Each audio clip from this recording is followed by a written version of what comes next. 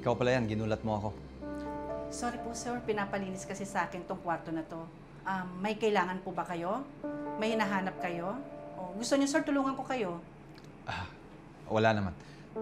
May safety deposit box ba si Moira? Wala naman po sir. Sige ate, gawin mo na yung utos ni Moira.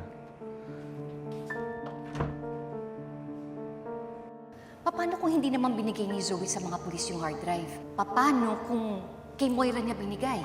O kaya baka naman tinago niya?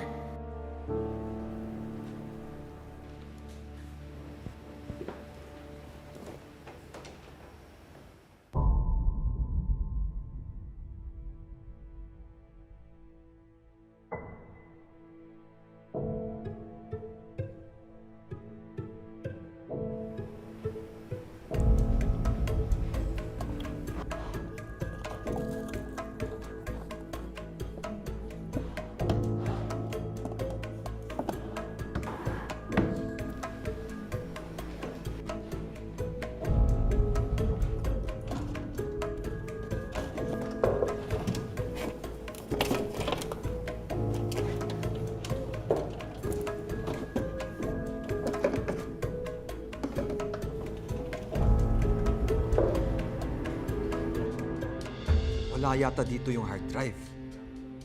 Baka nga dati pa yung nasira ni Moira.